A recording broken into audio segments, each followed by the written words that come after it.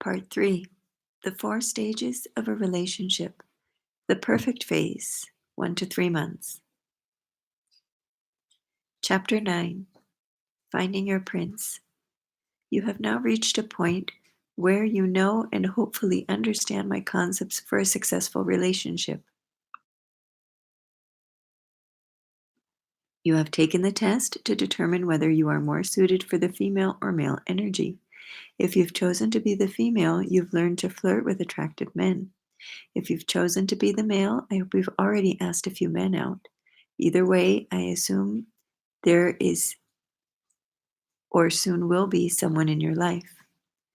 Now, for the first time in your life, you will enter the 4 stages of the relationship knowing who you are and the kind of man you want. But first, I want to take you through the perfect phase. This consists of the first 3 months of a relationship during which you feel as though you have finally met the person on earth who is right for you. This is the time when the rosy glow of romance colors everything. Everything the two of you do and say is perfect. But this is not a sexual period unless you have committed to one another. That would be premature and treacherous because, as you've learned, feminine women bond through sex, and if you mate too soon, you are likely to be condemning the relationship to a sexual experience rather than a lovemaking experience. Sex for sex sakes is not fulfilling to someone who wishes to make love. And making love is a combination of physical chemistry, mental compatibility, and emotional generosity. So it is in this period that you must learn whether you share the 3 most important ingredients for a successful relationship: chemistry, compatibility, and communication. Chemistry is sexual attraction. It is that funny feeling you get at the pit of your stomach when he's in the same room.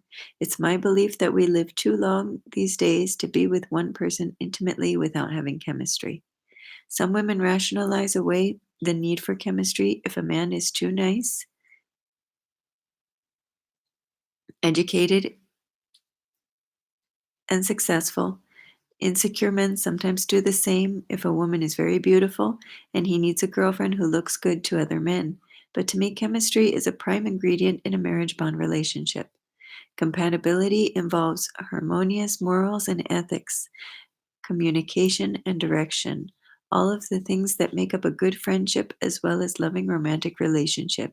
But being compatible doesn't mean that you and he must be clones. On the contrary, it is best if one of you has greater assets in the physical, playful area than in the mental thinking area.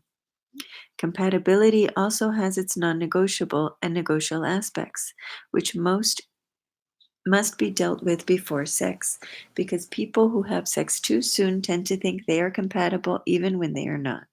They believe that love, sex is all they need.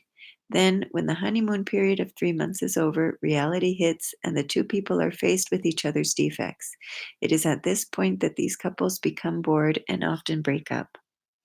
Communication is of utmost importance. You must talk to him and find out who he really is beyond your projection of him. If he is a masculine man, he must be able to know what he thinks and wants and ask you how you feel about it. And you must be able to respond with feelings and not be afraid to say no when you have to. You both must be honest about your hopes and dreams as well as your likes and dislikes. During this perfect phase, you will both be on your best behavior, eager to please, especially during all of the traumatic moments that usually come up in the beginning of a relationship. Meeting each other's parents or kids or closest friends. We all know that Prince Charming can turn out to be the wolf. So how do you see beyond this dazzling exterior really tell if you've met the right guy for you? Sometimes you just have to trust your female feeling intuition or your male thinking intuition if you've chosen to be the male energy, but mostly you have to spend non sexual time discovering who this man really is. A man and woman must know what each other's life goals are. Often these will come up in conversation as early as the first date, and when he talks, you listen. Find out if he wants to get married or if he prefers the single life. What about children? You might tell him you're yearning to have them and learn that he is determined never to be a father, or maybe he's already raised one family and doesn't want to start another, no matter how crazy about you he seems. Ask him about his career goals. He He will probably be thrilled that you are invested enough to ask, but only if he believes it's not because you want to know how much money he has. Then, when he tells you about his plans, think about what compromises you might have to make in order to attain for him to attain his goals. For example, if you find out that this terrific man is saving his money to buy an Alaskan shrimp boat, you may have quickly run into a non-negotiable snag, and the relationship may be better off ending before you get involved and before one or both of you gets hurt. Remember, if you're a feminine energy woman, you can't ask a man to change for you. You can only say, if you are set on living on an Alaskan shrimp boat, I don't think I should see you anymore because I want to live in a warm climate. Of course, he might say, well, I wouldn't mind owning a shrimp boat in the Gulf of Mexico if that's okay with you. Your relationship may then be on track, but only because it was his decision. He can change to keep you or to please you, but not because you tell him to. Investigate your compatibility. Do you like the way he dresses, the way he acts? What about his religion, politics, ethics, financial assets, educational background, and even more practical things such as whether one of you is a morning person and the other a night person? Learning about his food habits and smoking or drinking habits or addictions. These are real issues for you to explore.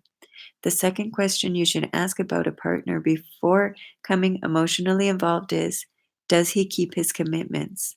Remember, a feminine woman must protect herself from bonding to a man who is not responsible enough to live up to the commitments he makes. Carla, a young artist who was a regular at my seminars, was crazy about Val, an actor whom she had been dating about 6 weeks. In the beginning of their relationship, Val lived up to all of his promises, but as the weeks passed, Carla noticed that Val started to change. It began one evening when he was late to pick her up for a date. This quickly became a pattern unless they were going someplace that was especially important to him.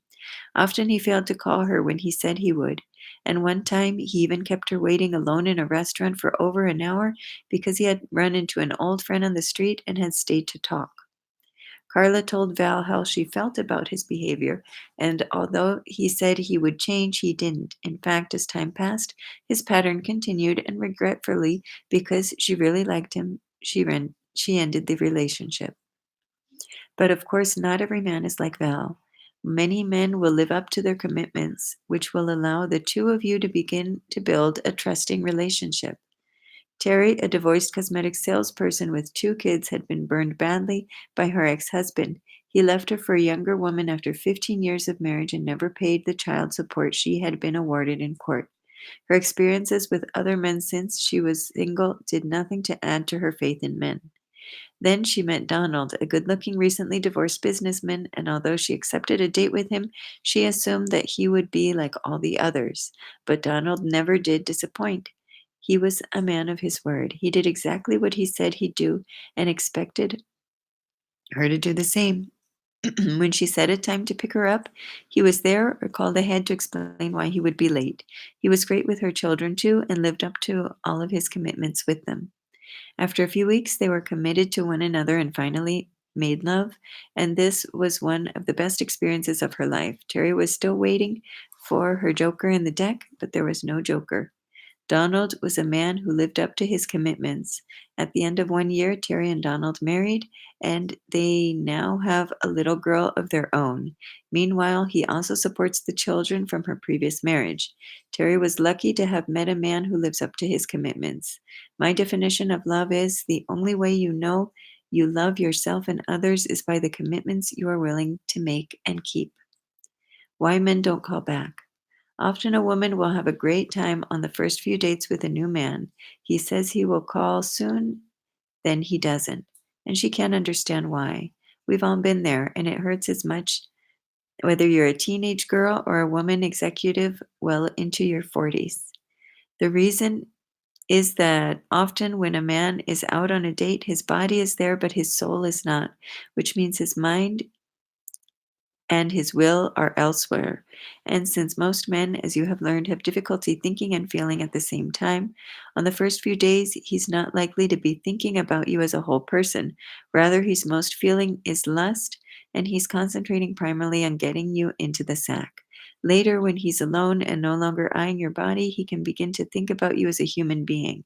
It is then that he may decide that, for whatever reason, you are not right for each other.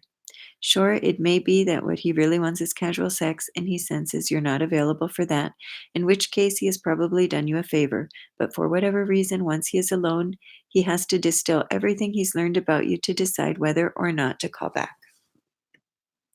Waiting is hell, but I maintain that a man is not gone unless it has been 8 weeks, because it can take that long for him to process his decision.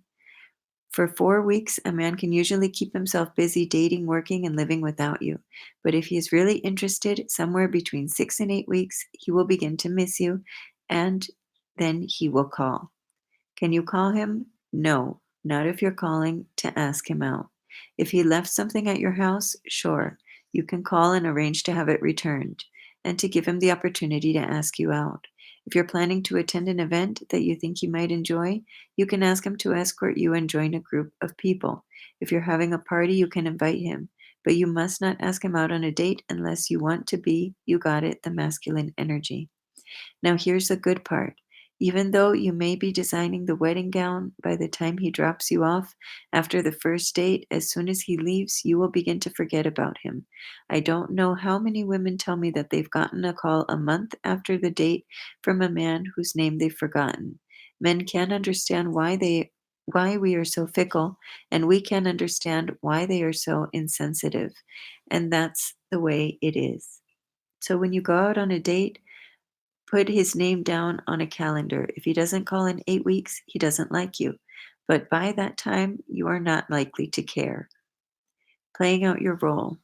If he does call back and you begin dating, it is imperative that you play out your chosen role. If he's the male, he leads and you follow. But if you are a balanced female, you will be an assertive male at the office, in an emergency, or when you are alone. But you must know when to be docile. Unbalanced women either cannot be assertive because they are too female and submissive, or they are too male and assertive to follow anyone docilely. A balance of both qualities will allow undependence, a time to be dependent and a time to be independent. During this 1 to 3 month period, he chooses the places you will go, the restaurants, movies, events you will attend, and he always pays. What he is doing is usually his finances to court you into understanding the degree of financial security and status he will give you, and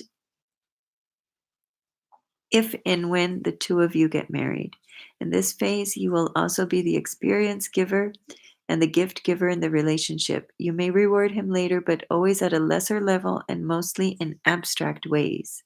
How do you give back in abstract ways? By showing him that you respect and trust him, not by correcting his ideas, changing his suggestions, criticizing his opinions, arguing with his philosophy. By being affectionate and doing things that, in effect, make him feel good.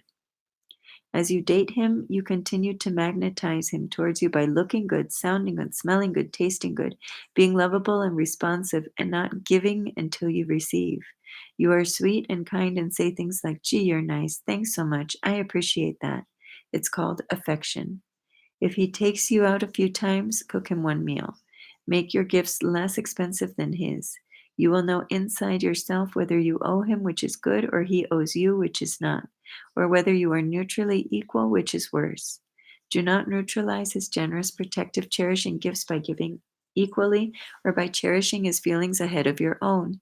A masculine man can't fall in love when he receives, only when he gives. It is good for you to feel in depth it is good for you to feel in debt to your man, because this often generates a feeling of appreciation and respect, which allows you to be more available and more receptive to him sexually. Beware of equality. Equality ruins the romance between a man who craves respect and a woman who wishes to have her feelings cherished. This is especially important during this perfect phase, when your primary roles are being established. Later, you can renegotiate the male female roles if you both choose to, but in the beginning, if your new man says, why can't you pay half? Say something in essence like, you have every right to ask me to split the cost of your dates. However, I'm not comfortable doing that. I respect men who want to protect and cherish me. I feel safe and secure with them, which allows me to be more vulnerable and intimate, especially sexually. Do you want this, or do you want to find someone else who agrees with you? Some men, upon hearing this, will leave you quickly in order to avoid the responsibilities you require, but others will breathe a sign of relief. Finally, they have found a woman who likes a man. When a man cherishes you, he will like giving more to you. He will feel secure that you need him and will not leave quickly. He will like being your protector. He feels secure in his caretaking ability, and you will feel secure and therefore respectful and loving towards him, and he loving towards you. You must nourish a man's self esteem. Women who cannot allow themselves to feel little next to their man are often afraid to be vulnerable and intimate. They believe they must feel equal to, or worse, better than their man. This is human nature. We like to feel empowered, but unless you want to feel this way all the time and be the masculine energy in the relationship, resist such short term temptations in favor of the higher ground, the long range objective of successful relationship with a masculine man. So for 90 days, you and your new man are dating and relating, and he is giving, you're receiving. He is putting out his best foot, and you're watching to see if it sticks in his mouth, if he sticks it in his mouth. Although you may be fooling around a little sexually, you are not going all the way. What you are doing is communicating by talking and talk and touch. Hopefully, you are both being honest. He is saying what he wants, and you are saying what you don't want. How do you get your man to keep coming back for more so you can get through the perfect phase to the next, more treacherous and perfect phase? By doing just exactly what I have suggested. Look good, smell good, taste good, and sound good. Just keep doing it and he'll keep coming back. It's like an animal in a humane trap. He will walk in and out, walk in and out. The secret is not to close the door against him or after him. Let him capture you on his own terms. Women have to be patient, and the only way they can do that is by to be anchored in their own self-love. Getting a man requires an enormous amount of patience. I often say that good men are like whales. If they're lying on a beach, they're probably sick. A good man is hard to capture, and you can't do anything to capture him. He has to capture you with his own energy. I often ask the women at my seminars who have chosen to be the feminine energy to take this oath. I promise to serve my own womanhood by leading the man in my life toward a higher level of spirituality, by requiring him to love me before he makes love to me, to serve my feelings before he asks me to serve his thinking, and to allow me to set the spiritual standard in our sexual affairs for the benefit of us both.